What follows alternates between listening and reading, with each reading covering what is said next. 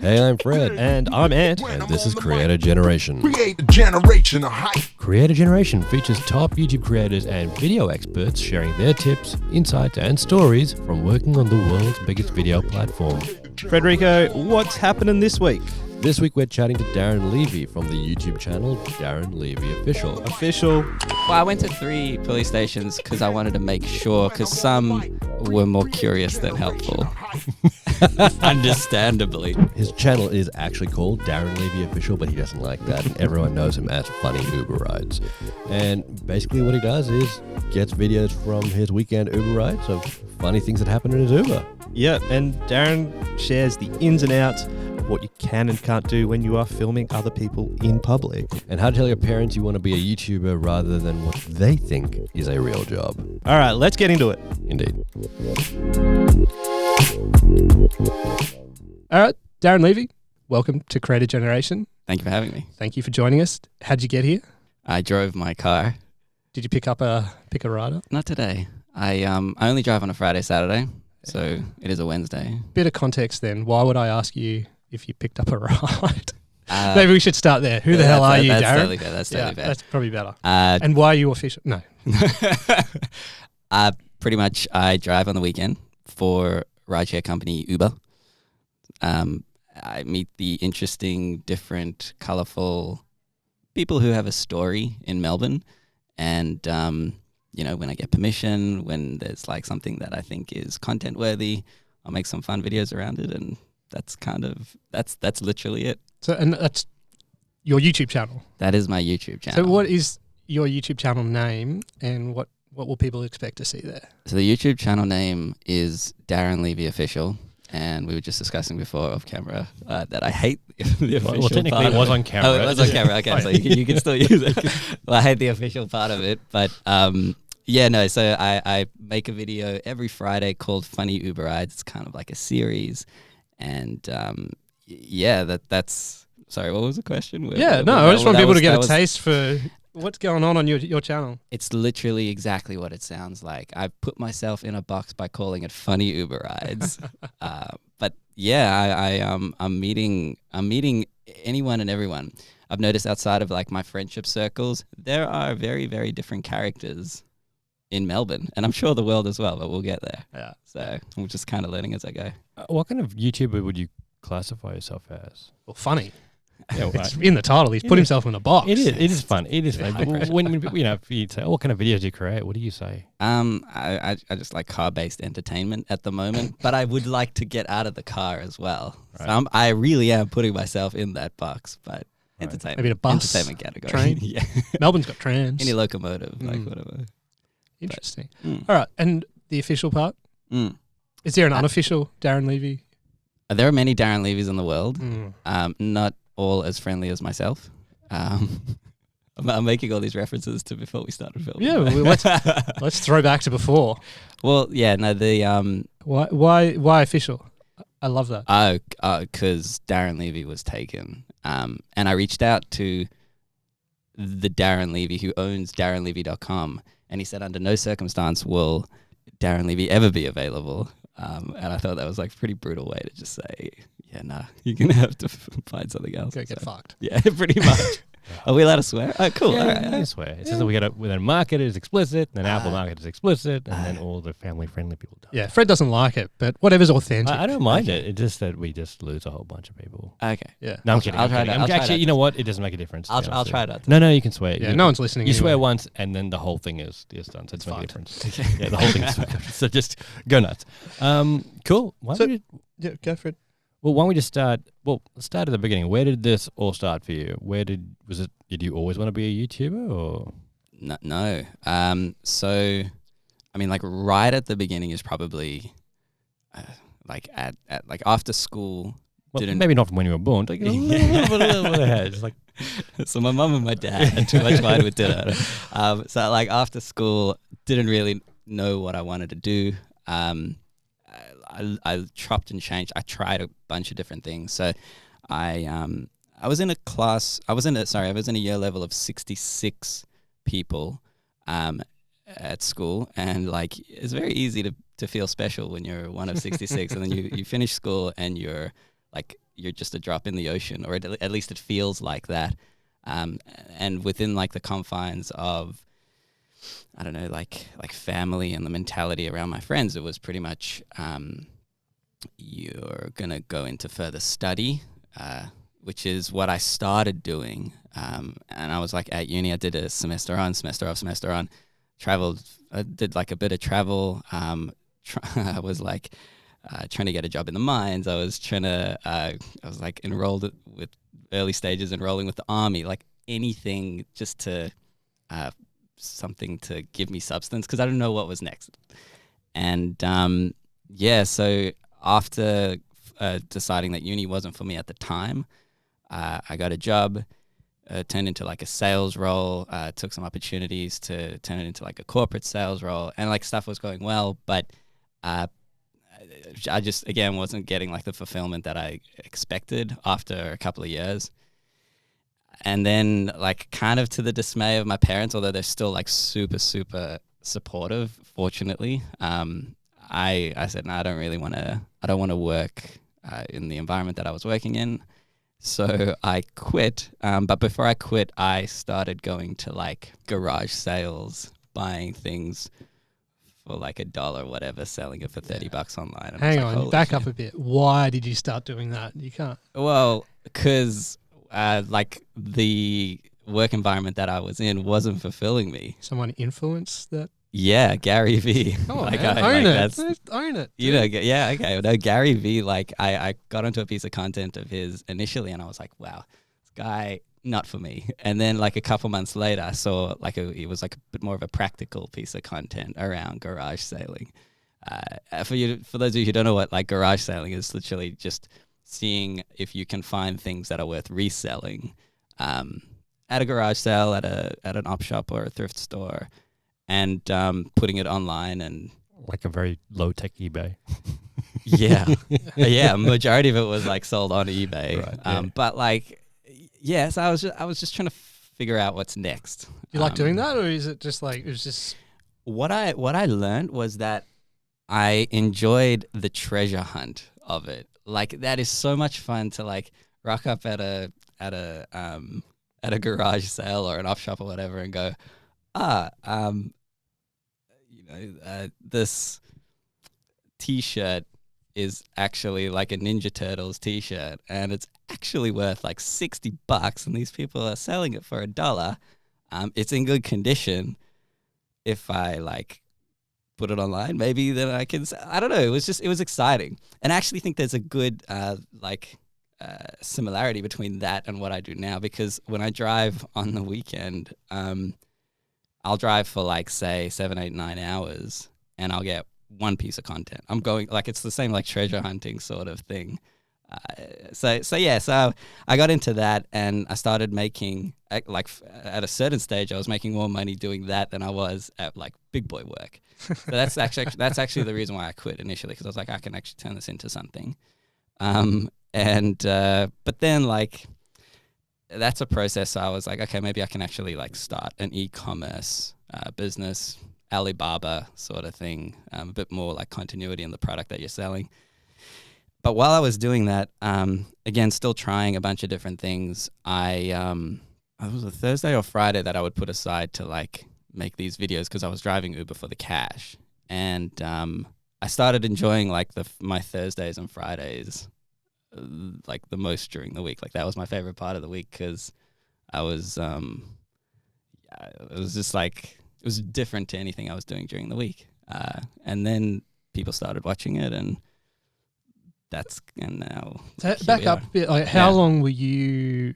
So you're driving. So you're garage sailing and flipping stuff for profit, thanks to some inspo from Gary, but not full buy-in on everything from Gary V. Sure. I think you're keen to make that clear. Yeah, that's fine. Yeah. And then so you started driving. You're driving Ubers as well to make cash. What point did you straight away just start making videos as well? Like, how did that come about? Probably like 2 to 3 months in. So there's a guy in the States, his YouTube name is like Ryan is Driving. Official? No, not official. Lucky. I noticed his channel after it was actually a passenger of mine. Like this woman and I, we had just like good banter, and she made this comment like, "This is something that I would watch on YouTube." And at first I was like, no one's gonna watch that. But then like that was like kind of running and rolling in my head, and I looked it up, like Uber driver, whatever. I can't actually remember exactly what I looked up, but I looked up Uber driver show or around that, and I found this Ryan is Driving guy, and it was that like, I saw that he had like an audience, and I was like, okay, maybe there is an opportunity there. I connected a lot with what he, like the interactions he was having with his passengers. So I'm like, all right, maybe I could do something similar with my own flavor in Australia. He's in the States. I'll give it a go. So I was like, okay, I'm gonna new industry, never worked in media or anything like that. So I'm just gonna figure it out as I go. That's when I like committed to uploading a video once a week, because I figured that was reasonable. So straight away you said, I'm going to upload a video once a week? Because I watch a lot of YouTube. I didn't want to be a YouTuber. Actually, maybe like going back, I mean, I don't think I wanted to be like a YouTuber, but I looked up to YouTubers. So maybe I sort of did without acknowledging that I wanted to be like a YouTuber, Right. if that makes sense. Do you own that now, or are you an Uber driver that just happens to film stuff and put it on YouTube? But more recently, people have been suggesting that, you know, you can actually call yourself a YouTuber. I'm on the boundary. I'm kind of getting more comfortable with it. Done. I reckon today, line in the sand. Yep. Today's the day. Darren Levy official. YouTuber. I'm a YouTuber. All right. Say it. Own it. So you just got any camera? What did you put up at first? How'd you do it? Bought a secondhand GoPro Hero 4. Yeah. Bet you that was a good deal at a It was garage sale. It was a really good deal. I got it off Gumtree, I think, Facebook Marketplace or something like that. You would know though. Yeah. Actually, yeah. Deal hunter. Yeah.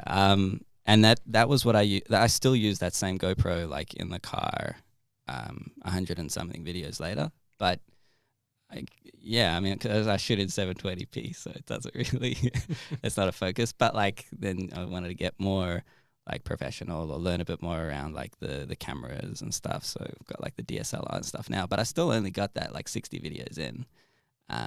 It's not really like the focus, but I do find that stuff cool. I mean, you got a badass camera here, and I'm like, okay. That's an iPhone? Oh, you mean that thing? Yeah. That Yeah. Yes. Wait, so you have a DSLR now in the car? No, not in the car. Right. Nah, like if I'm So that would be pretty obvious sitting there on the Smile, dash. guys. Nah, like for use for intros, Right, or like right. extra little tidbits here, Yeah. that sort of thing. And you say you're watching you watch a ton of YouTube. Is there like a creator or like what, was there a conscious sort of thing that you went, man, I can do this? Like, did something help you? Yeah, earlier on, I was watching a lot of Casey Neistat. His techniques and stuff are very like user friendly, and I think a lot of people like have that similar story of I got into YouTube because of Casey, because He's awesome. he's a storyteller. He's super easy, super like, and it, like a lot of when he was vlogging for like 300 however many days, the 5, 6, 7 minute videos that he made, like they seem somewhat doable to the viewer, and that's why he's brilliant, because they're actually not, but it's very user friendly. Cool. So you filmed your first couple of videos, and what next? What happened? Did you have any idea what you were doing when you like? As in, You got in the car and hit go with the GoPro, and I knew there was like a big focus around filming strangers. Well, one like I knew that was fine in terms of security, and that's what the camera is kind of used for majority of the time. But in terms of getting consent to film strangers and then post it online, I had to do a lot of like crossing your T's, dotting your I's, and making sure that that's okay. And I still, to this day, like you got to be really careful with what you post online. So I'm still super, super careful with gaining consent, and even then, still posting it online. You still have to. what did you do at first to find out? Like, I just asked the question. Hey, would you be comfortable if I? how did you find out what you could and couldn't do? Oh, for sure. First and foremost, before I even did, thank you. before I even did that, I went to a bunch of police stations, and I asked what the legalities were around filming people in your car, and understood. Did the police go, what is this guy doing? He's just running out of the police station asking us this question. You just got a couple of flags against your name on a file now. Can we see your ID just quickly? So I did that first, and then there was like quite a bit of research into like the legalities then from posting it online. Were the cops helpful or curious? Yeah. Well, I went to 3 police stations because I wanted to make sure, because some were more curious than helpful. Understandably. Your first subscriber's right there. Like, I don't know what you're doing, man, but Just Victoria suppose, Police. hypothetically, my friend Aaron Evie put a camera in his car. so what's from your experience, what's the outcome of all that? Like, what can you do? Well, we're here in Australia at the moment, but what can you do here? So what can't you do, I guess? Very good question, because even in Australia, depending on the state that you're in, the rules vary. And I get a lot of communications from rideshare drivers around the world saying, I've been thinking of like starting this up, like, or giving it a go, same way that you did. Is that okay? And like, I can't answer that question because I don't know the laws in your country. But in Victoria, where we're in Melbourne, basically, whether you gain verbal or written consent from a stranger in your car, I probably shouldn't say in your car. Also, please don't quote me here because this is like, I don't have a piece of paper in my head, but whether it's written or verbal, that's fine. But there are also caveats to that, in which case someone is under the influence of alcohol or drugs and things like that, in which case they can revoke consent. So, I mean, people don't see this a lot of the time, but there's a lot of communications afterwards, after I've gained consent on camera that you've seen, the communications the next weeks after, me double checking, me sending the content to the passenger. There's a lot of that. So yeah, it's not just like get the consent, post it online. And So there's a lot more going on behind the scenes than people see. For sure. Because, I mean, at the end of the day, if somebody gives consent, sure, and I'm like, oh, cool, and then they revoke consent, which they legally can do, I'm screwed. I can't do that. So Like when you first started, you were aware of this sort of consent thing from the start? Like, from the police, for sure. Yeah. They made that very clear to me. Awesome. And then so what do you do when someone gets in the car? Like, as in like just a normal I think, trip? I think he drives them on their trip. do you like you tell them, like, how do you? Oh, and like at one stage. How do you get them on board with consent? I say this in my videos, like 90 to 95% of my trips are just A to B, just an Uber driver taking from A to B, and I happen to have a security camera in the car. I will absolutely not post anything if I haven't gained consent. So honestly, the majority of the time, I'm just a normal Uber driver.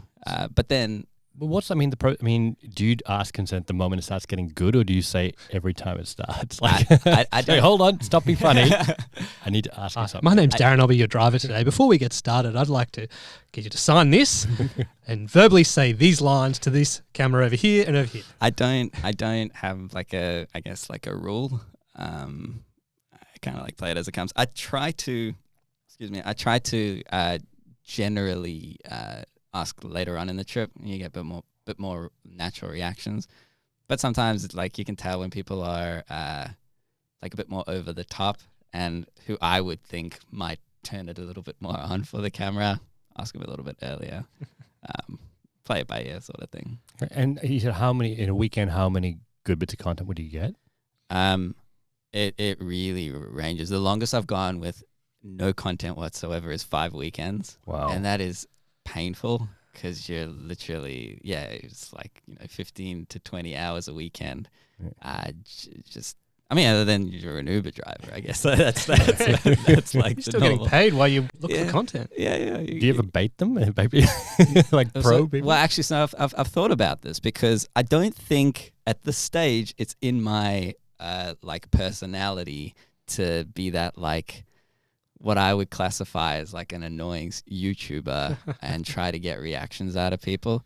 Maybe one day when I'm poor and desperate, but like, I think the best way to go about it what I've experienced so far is be super respectful to people who just want a trip from A to B, and then those who might be in for a little bit of banter, yeah, you can like throw it back and forth. And a lot of the time I just have banter with people and there's nothing.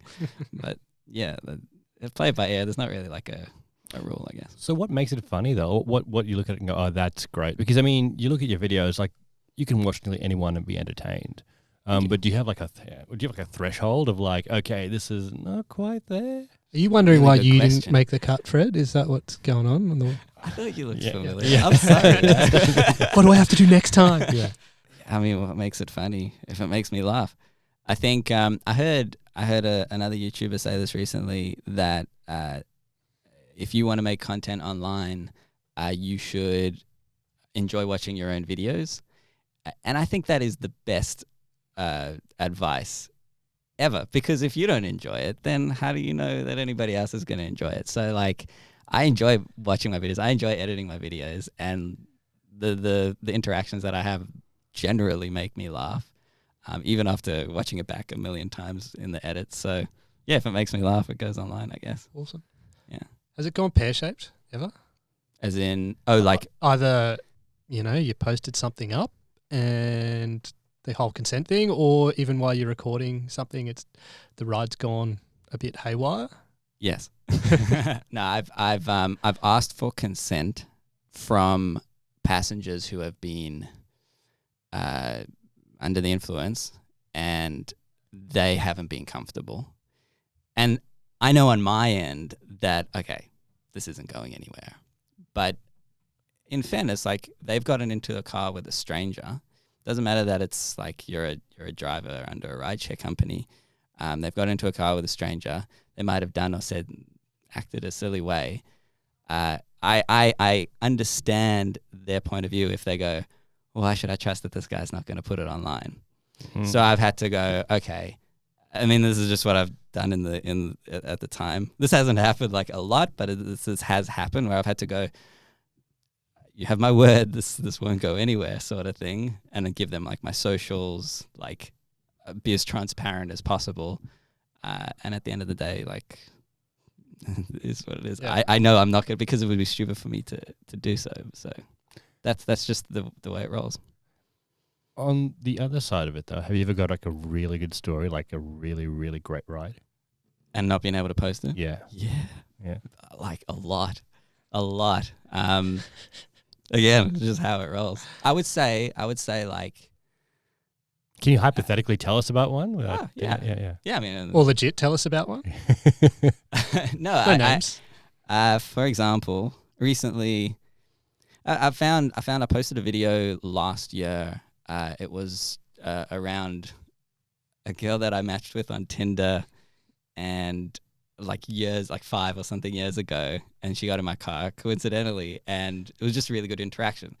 That video got like quite a bit of attention, so I'm like, okay, this is obviously something that like my audience enjoys watching. And something sort of similar happened. Not someone that I matched with on Tinder, but it was just stories around relationships are very, very popular. So there was this girl. She was trying to hook up with this guy in the Uber, like trying to get his like attention, trying to get this to happen, full car. And there was just good interactions. And I asked the question at the end of the ride, and I was told, under absolutely no circumstance may you post that online. I'm like, okay, fair enough. I respect If that. you're listening, you know who you are. But give Darren a message. If you change your mind, it's Darren Levy official. I hate the official. Yeah. But He's a nice guy. He'll be respectful of your content. yeah, but I like it was just one of those interactions where I'm like, this would get really great views. But it is what it is. When I'm on the mic.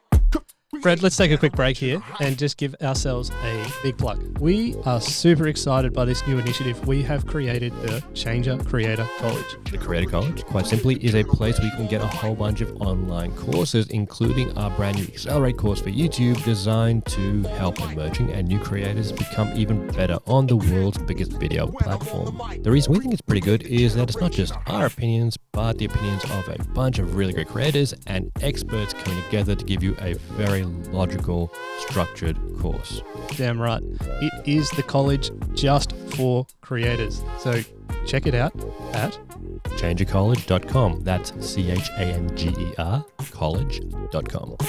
You said, so you like in your family and friends and stuff go to school and you go to higher education, maybe university or college, get a real job, whatever that might be.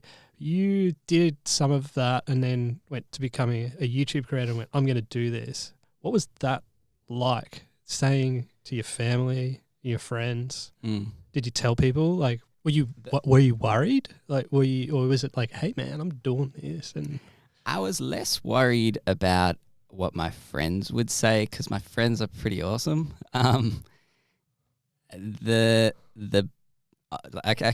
biggest worry on my end was my parents. My parents are incredible because they're like, they've just always been supportive.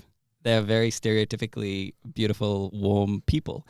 So, and I think because of that, like, you don't want to upset. You don't want to not upset. You don't want to disappoint your parents. Because of all things, I feel like that weight's the heaviest on my chest. Even and like the whole like nonverbal cues around telling a family member or your parents something and getting like, okay. I don't know. Like I. So how did you sit them down at the lounge room Sunday night dinner and say, Mum, Dad, I've got something to tell you? The only like the main thing that I remember, and I referenced this in a video, was with my dad. So the company that I work for, he used to be like pretty involved in, and he was super proud of me, like when I was like kicking goals in that area. So then it was like one thing to say I'm quitting, and then a couple months later, when I said that I went for a walk down at the beach with him. We got a coffee, and I said, I was like trying to set up this like business, like selling wallets and stuff, and it was going okay, but I wasn't really enjoying it. And I said to him, I enjoy making YouTube videos one day a week, the most out of anything I'm doing at the moment. So at the and I hadn't made any money, like ad revenue or anything of that. So I said, this is what I think I'm gonna. I approached it softly. This is what I think. This is what I was gonna do. I'm gonna just like put all my time into. And his response, like off memory, was like, okay, but I could see it. I could see it, and that hurts. I don't know. Like I'm a mama's boy and a daddy's boy. Like that hit me. So I was really, really nervous. And I'm still nervous, even like telling them like different things that I'm gonna do or try or whatever. It's still like that, and that's something that I gotta like figure out, is not to be as so like, I don't know, like attached to what their opinion on my work, because at the end of the day, like I know I am making them proud, but that is the biggest weight on my shoulders, I think, when it comes to any other stuff. It's like my parents. Okay, in terms of what you tell people, your parents are one thing, but more importantly, what do you put on your Tinder profile? My Tinder profile is exactly what I put in a video. I put it like all out there. It's not that bad. Is it a work? Does it work? It's a different kind of thing. I read you're married. I am, and I actually met my wife on Tinder. Respect. Yeah. There was a guy. The company that I worked for, which like wasn't a tech company or anything. Like a lot of the people that worked there didn't have, I guess, like the same amount of like, I don't know, I would say like respect for tech that I do, that you guys do. And he met his wife on Tinder. And I'm pretty sure they've got a kid now. And I was so like, I really respected that, because I don't know how accepted that would be like in the world that we used to work in. So I respect that a lot. I think it's the way, whether people like it or not.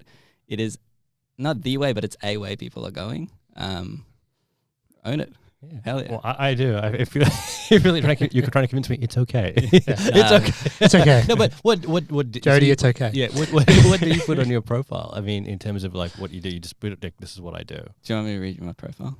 Can you? Yeah, if you have it there, definitely. Can we just have a segment too on? If you're watching this, you've all able to see it. Hold them up to the screen. See, like, check them out, ladies. No, my profile is, I say, a Melbourne Victory midfielder, a young Australian of the Year award winner, a philanthropist, all live near me. That's it's a good tip. it's really. Nothing about Uber, YouTube, nothing. Just I think that's more, what Tinder is. It's not who you are. if I'm honest, like I think of late I put, because they've got like a thing for what you do for work, like they've got that little briefcase there, and I put YouTuber in there. There you go. but You do that's- own it. You do it. Yeah, That's it's been the official. last couple of months kind of thing. nice. Cool. Good stuff. There you go. And what were you going to say? Probably more validly than my little sojourn on Tinder. Do your parents tell other people what you do? Sorry, I just love this line. Yeah, I was going to say, No, Ant, no, you're no. really probing deeply Oh, into it's what fun. parents No, think. let's go. I think of late, yeah, but I know instances like a year and a half ago, so shortly after giving it more attention, I know instances where they haven't necessarily. The reason I say it is because my parents probably still have no idea what the hell I do, and it's harder to explain than I'm a YouTuber. So Sure, and but I also don't like to. I mean, I'm not a dad, but it makes sense. Like, why should they understand it entirely? It's still very, very new. totally, hell man, no one knows what's going on. Yeah, I'm still figuring it out. Hey, one thing we haven't talked about is Uber. What do they think about what you're doing? We haven't talked about Uber. Well- Have we not mentioned it every second word? Well, we haven't. We've Funny mentioned rides every Friday. Yeah, I mean, Uber better be swinging This us is some not cash about because Uber. we've used that word so many times. And you have said a ride-sharing company. But what does the ride-sharing company think of all this? Did you ask them? So, ride-sharing companies operate in a similar way to YouTube. And that is that, like, you heard of like the gig economy. You're not employed by them, and they very, very careful not to call you employees. A lot of stuff going on in the media and courts around the world where they're distancing themselves as employees. So they have a set, like YouTube, they have a set terms and conditions and terms of service and expectations. And if you meet all of those expectations, you're all good. Sweet. So there's nothing in there that says you can't film and upload the content. Oh, so in regards to that, they've got their terms of service, kind of like the law, I guess, in Victoria or Queensland or New South Wales. It varies per city that you're in. So the terms of service around recording in your vehicle in Melbourne is it's fine. Just make sure that it's above board with the law. But it's not the same in different countries in the world or different cities in the world. So, like, yeah, if you're an Uber driver or No, so I was getting you ready for my next question as I was thinking. no, so if you do drive Uber or ride share, because it would be on the same sort of thing, yeah, just like it's super. You have to be super careful that you're falling in line with the terms of service. So you've obviously chatted then to Uber about what you do. So is there some sort of dialogue back and forth between you? So like again, they are very careful with the types of conversations that they'll have with me. Of late, so I'm about to hit 500,000 subscribers, and I'm really excited. And I've got like this really cool idea for a video, but I need a bit of help from a sponsor.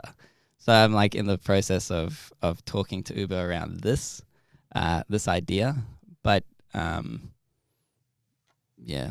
Interesting. Go for it, Uber. Yeah, go for it. Sounds Yeah. good to me. It's going to be a good. It's going to be a good video. It makes me feel good about Uber when I watch your videos. So Nice. I'm sure it'll make other people feel good about it. Yeah, that's kind of what I was going for.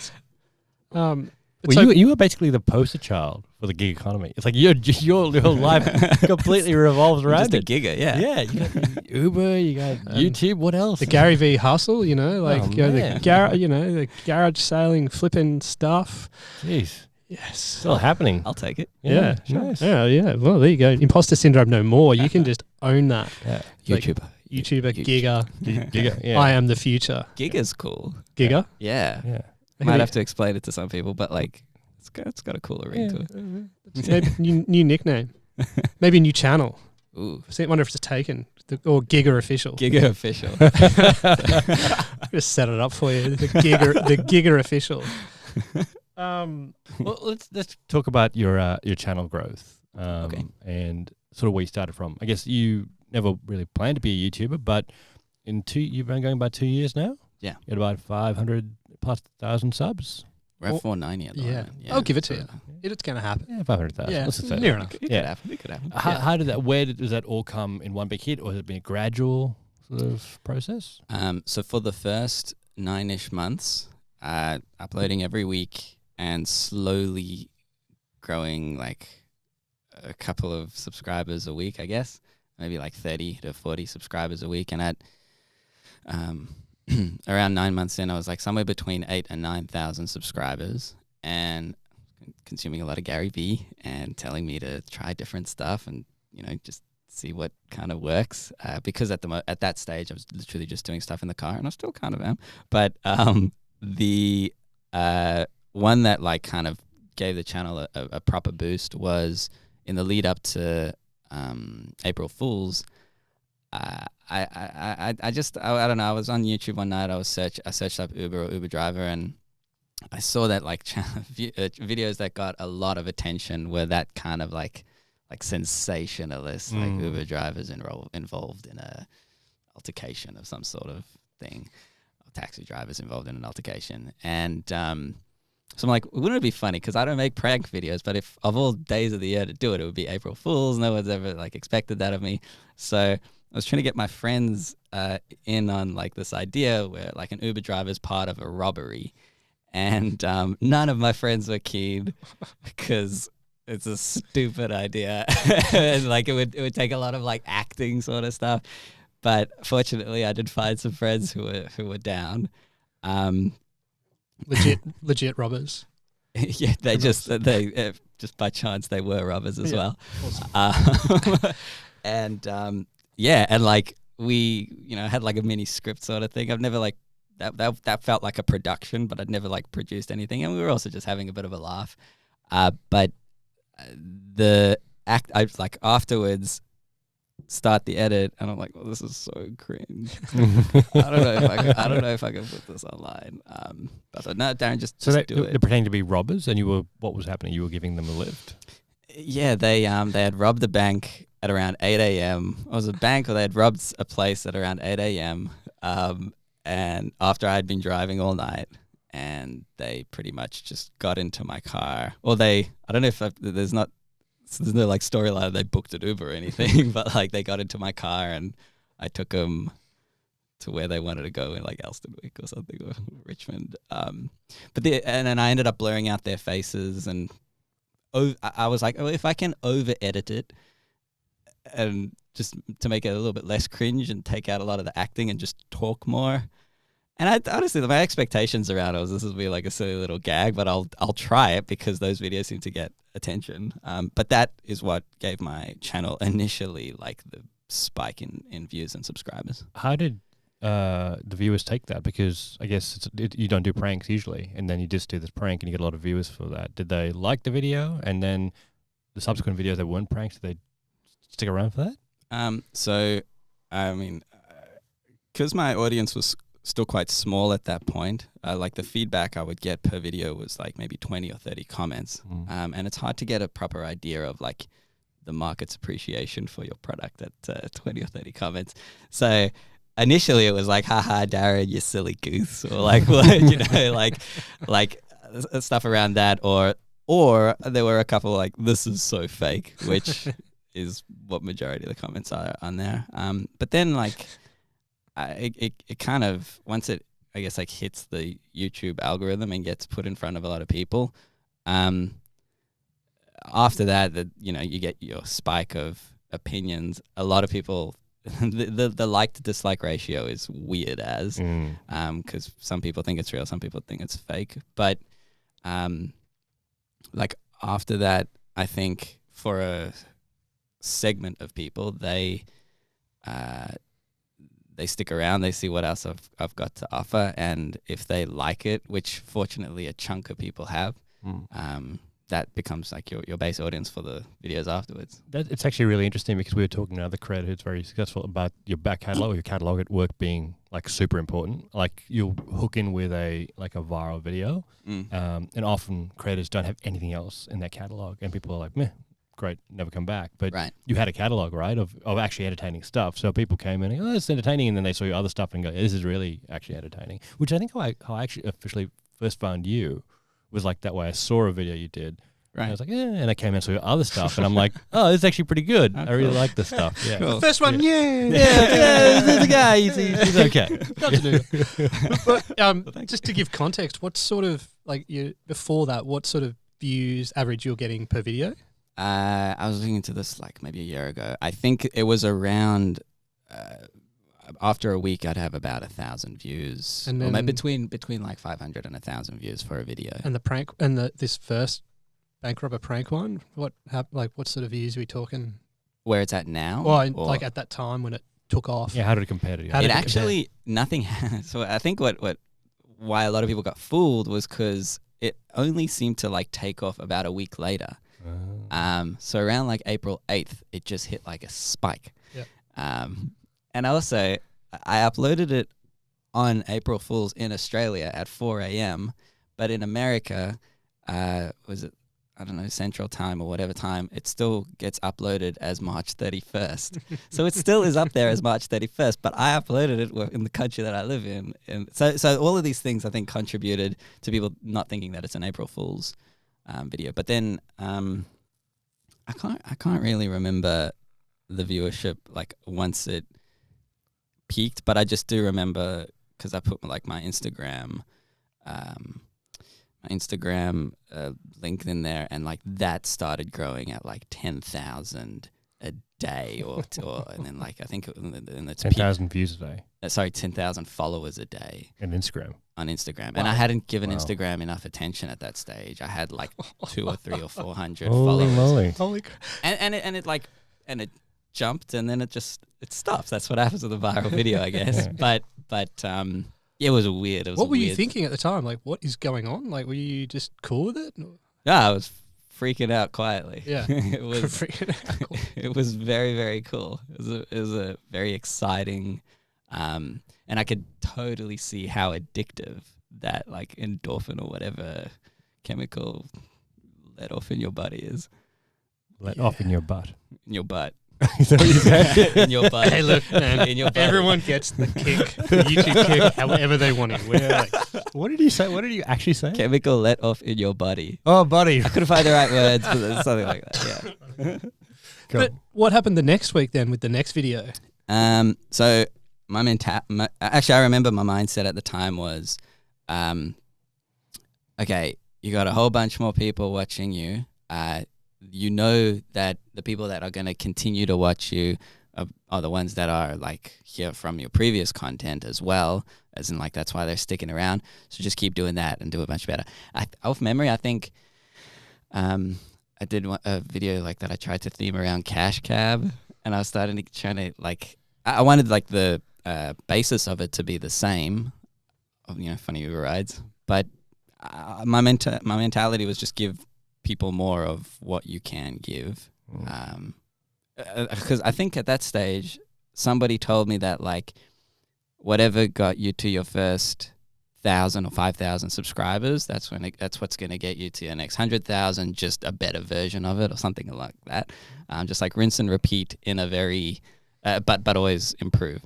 And I was coming from like a baseline of zero knowledge in this area. So like other than like trying something really weird and different, I didn't think there was much alternative to what I could do. That's interesting because we were chatting the other week and you said that this initial hit video is a blessing and a curse. Like, why do you call it that? Like, it's sort of alluding to that there.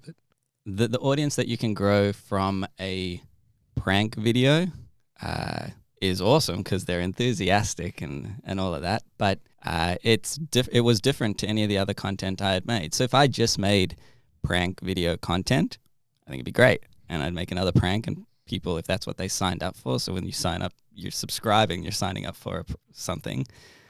But I don't make prank content. And it's also very tempting now to make prank content because I know that that's what people like. But it's not really like where I want to go with it. So it's a blessing and a curse because I've got a bunch of eyeballs on me that are here because of a prank video, but I don't really want to give them another prank video until April the next. So how do you deal with that? What do? You just keep making what you can and enjoy making. Yeah. And like with the knowledge of, I mean, I'm just starting. I was just saying to you as we walked in here that I'm just starting to like have a feel around like with brands or sponsors and things like that, and understand that world a little bit better because it's something that I haven't quite delved into. But my engagement rates and all of this kind of stuff won't be A1 because I'm still in that period of trying stuff like the April Fools or like some of the other content on my channel. So yeah, like I'm going to have a bit of a mix of expectations, but you just got to keep making what you enjoy and eventually it'll catch up, which sounds very high level kind of bullshit, but like there's no other way to go about it, I think, other than to feel shit that you're not necessarily getting millions of views like you did on a viral video. Virality is it's like that double-edged sword, the thing that a lot of people want to focus on, but it's YouTube's moved on a lot since the viral days, and there can be issues with it, like you pointed out. Like you get a viral video, people sometimes will expect that again, and if you don't give them that, then they get irritated, or if you don't have the back catalog, they won't stick around. And because it, I guess, rewards watch time so much and relevance, it's a hard one, isn't it? So creators have to, if you're going to have viral videos, it's great if that's part of your set of what you have generally. Sure. Right? Yeah, there's a YouTuber that I came across of the other day, Veritasium. Oh, great. But he's brilliant and he's just very, very impressive. But his catalog and the videos of his that have gone viral are in the same like category of things. So there's just like a beautiful like product market fit there with what he's giving and what he's getting. Like that's the dream, I think. But it's not the be all and end all because I don't know, like that whole, you've got a Rolodex of ideas and different things that you can do. If it goes viral, that's awesome. And then you're going to get a great rush of it. But I also like, I don't know if this is the right mentality, but something that's kind of kept me going with after that, like, the viral video and then like the drop off is, well, I made videos for 8 or 9 months that were getting between 500 and 1,000 views. The next time I have a video that gets a level of virality, then people might see it. Like if people like binge watching content, that's how we seem to watch stuff now. So, just because you're making a video that's not getting the attention you expected at the time, it might, not saying it will, but it might get it a bit later. It's not a reason to like change everything. I mean, it's a really good story for other creators to hear that, from the outside looking in, 2 years, I'll give you 500,000 subscribers, near enough. People would think sorted, right? You've got this dialed in, but it's still like a thing where you're constantly, there's pushes and pulls and you're experimenting. Do you think you'll ever be set on a particular way, or do you think it's within you to sort of always keep pushing those boundaries and finding what suits you as well as your audience? I think I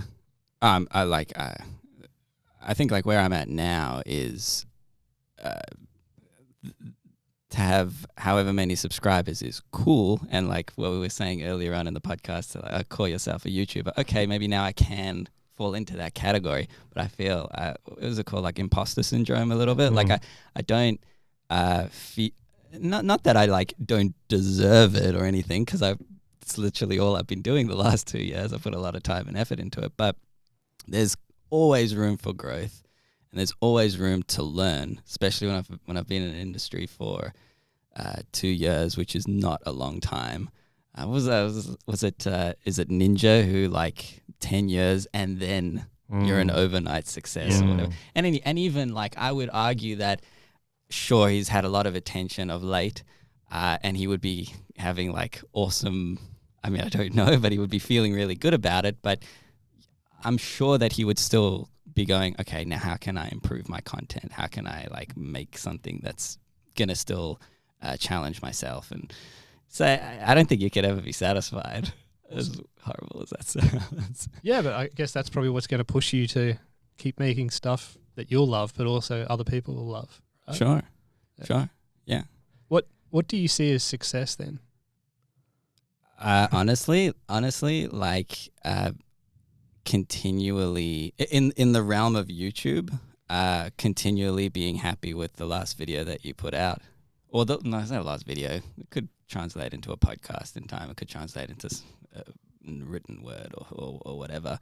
I'm coming off, I guess, like that mentality of not knowing what I wanted to do after school, and that brought a lot of like I was miserable.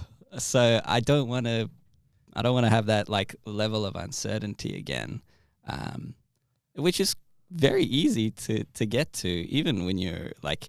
And I've had like little instances where say a video doesn't go as well, or things like that, where you go,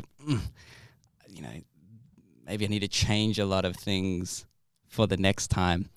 But I don't really know where I'm going with this. But I think just like that constant pursuit of trying to make the last piece of whatever you made better than the previous. Kind of went around in circles there, but We talked about it a little bit early on, in terms of like what kind of YouTuber you think you are, and answered a funny one. And look, you definitely, I mean, it's called funny, Funny Uber Uber rides. rides. Official. Funny YouTube rides. Funny Uber rides. But like, do you consider yourself a comedy YouTuber or a comedian even?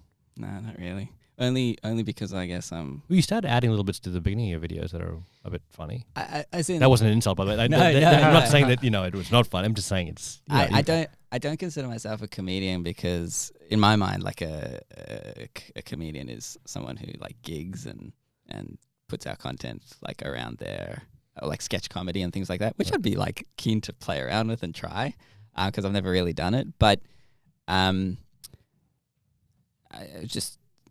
yes, it's a good question. I like what category you'd fall into. I guess I guess probably more under like the whole vlogging.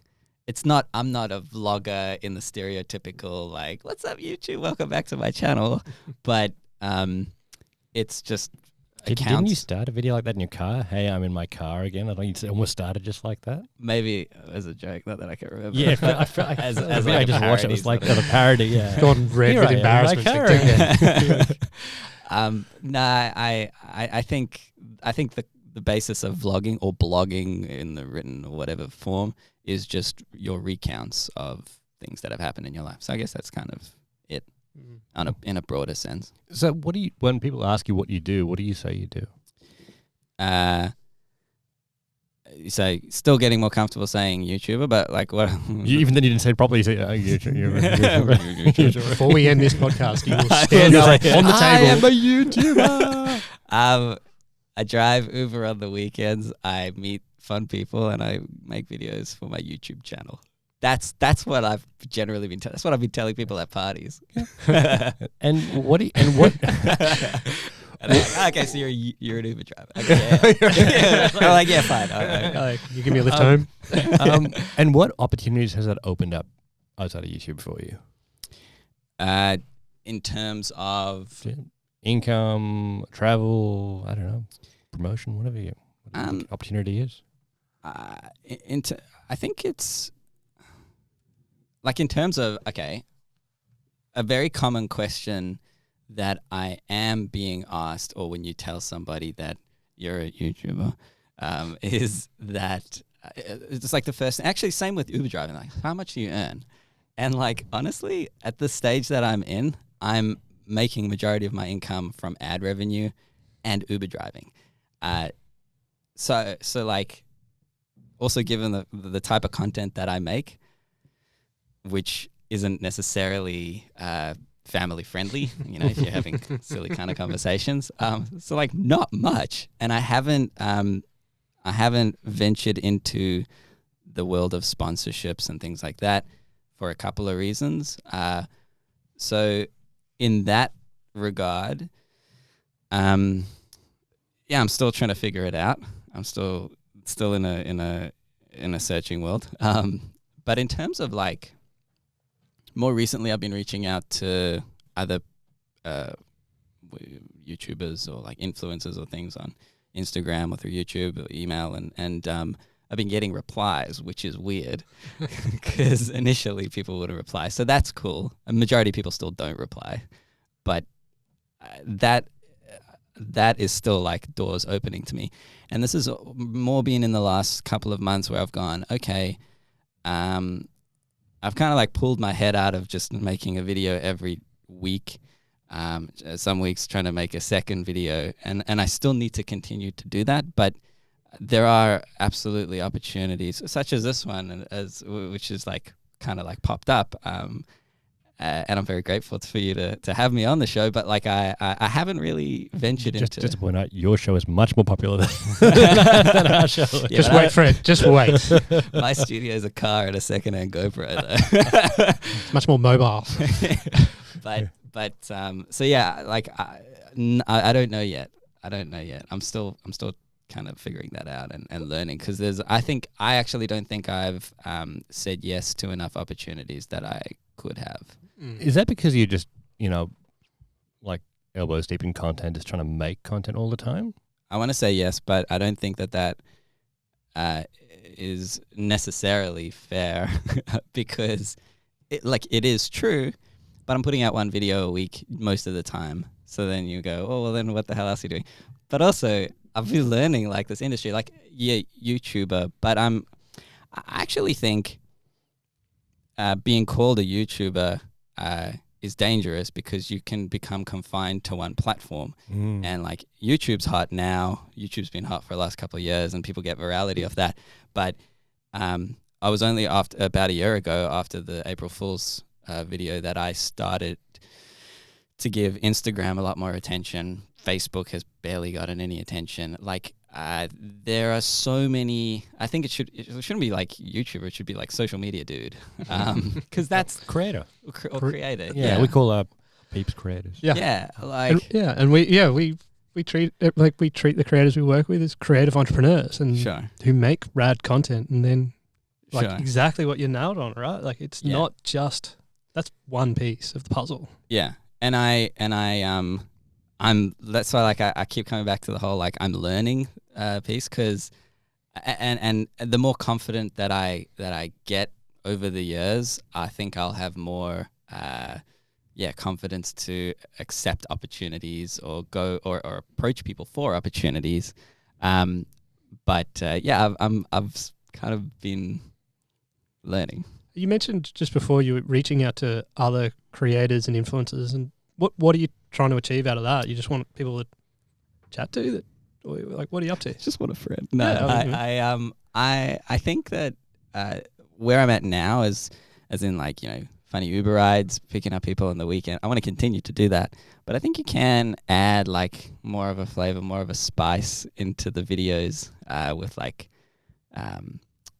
people that are recognizable. Something that I really haven't explored is this opportunity for collaboration, and that is an amazing way to grow as a creator. It's a very important way to grow too, to become familiar to like people with different audiences and things like that. So yeah, I'm actually really excited for the next couple of years, because there's all these things that I've been like sort of aware about, but I'm starting to understand them a bit better. So yeah, just reach out.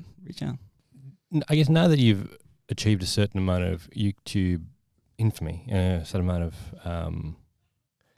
people, you're an established YouTuber now. Do you get a lot of people ask you for advice on YouTubing? I'm something that I like try to put a lot of attention to, like every Monday or Sunday, is to like respond to DMs and things on Instagram and talk to people, because I think that's like the best way to get to know the people that are watching your videos. So yeah, there are a lot of questions around making their own music, videos, content, for sure. Right. Do you feel confident in your ability on YouTube, like to understand the whole thing now? Or you Hell still- no. Yeah. No. But I have like my own personal story, so I can give accounts and like recounts of what's worked for me. Yeah. But yeah, no. Do you have any top, like, what are your top tips for like an emerging a new creator, any creative? Something I mentioned before around being called, say, like a YouTuber, and maybe a more appropriate thing is like the social media dude. I think like when a video, and I remember like when, say, that April Fool's video got a lot of attention, and I'm like, YouTube is everything right now. And it is at the time. You need to give it a lot of attention. But I think I know a friend of my brother who he doesn't have, like, I don't think he has, he might now, but he doesn't have the YouTube app on his phone. So YouTube might not be his thing. He's bigger into like Instagram, or somebody might be bigger into like Twitter. Like, so I think if you're making content and you might really like YouTube or Instagram or whatever, just be mindful that your audience, because when you first start making content, you don't really know where your audience or who your audience is. So putting it everywhere, because it's not that hard to post on different channels and pages and things like that. So that's a definite one. And I would also say something that I tell people who like DM asking for any level of advice is, whatever content you feel like you want to start making, figure out for yourself an upload schedule that you can commit to long term. So for me personally, it was, well, for the amount of content that I think I can get from driving, I reckon I can put up a video every week forever. And I won't let people down by missing out on a week, because I always find it like a bit of a cop out when like somebody puts like somebody online just out of nowhere says there'll be no video today. I'm just like, well, imagine if like Channel 7 news at like 6:30, there'll be no news today. What the hell? so figure out like an upload schedule that you can do for a long time. What else? Make stuff that you really enjoy watching back. That's good. Very good advice. Yeah. Have you ever had people who would want to get your Uber to be in one of your videos, and they just like keep ordering Ubers until you turn up? So I'm told that people like will keep ordering Ubers until I turn up. I hope they don't, because you probably get your account shut down if you keep ordering cars and cancelling. But yeah, some people that have actually been in videos have shot me a message or shot me an email and said, hey, I had this idea. For the 1 year anniversary video that I did last year, I picked up a bunch of drag queens, and they were so freaking cool. They DM'd me beforehand and said, hey, have you ever had drag queens in your car? I'm like, no, I haven't. Awesome. Yeah. No. Yes. Great. Now, before we go, do you have any great, wonderful, interesting, exciting, just generally nice story to share about this whole adventure? One more, something you think you haven't said that you want to? I do think people get an impression of what it's like to, drive rideshare from watching my videos and think that that's real life. And absolutely, yes, they are real life instances, because it's not animation, but it's a highlight reel. And I think like that's something to keep in mind, because I've actually kind of recently I've gotten a couple of communications from drivers who like seem like a little bit disappointed that it's not like the videos. And like I said earlier on, like, I'll drive for 7, 8, 9, 10 hours on a night and get one piece of content, because most of the other trips are like people just going from A to B, falling asleep in the car. And I'll be honest with you, majority of interactions are super lovely. Like, people aren't, this is real life. Like, people aren't over the top, aggressive, happy. Like, most interactions are very polite. Yeah. Maybe that's a new video format for you, like the long form, like live stream of just like Uber rides. You know, and just, like it's like people who just someone like you're like It's therapeutic. Yeah, exactly. It's just like go for a ride with Darren. It's like, hey, let's go pick up this ride. Yeah. And then it's like, hi, how you going? Yeah. It could be a whole new weird niche, and then maybe different that could be type of- like a different channel, Yeah. different thing. I don't know. Not like, funny you know. Uber rides, just full Uber rides. Yeah, Right. unedited Yeah. Uber rides. Just This week, 40 hours of me Uber driving. rides. Yeah. That's great. None of the good bits because I take them out and I put that into my In the main other channel. Yeah. So So Uber rides without the peaks, yeah. without the drunk people, drag queens, Exactly. happy people, and Tinder dates. Yeah. Well, Darren, thank you so much for joining us on Creative Generation. Thanks for It's having been a wonderful chat.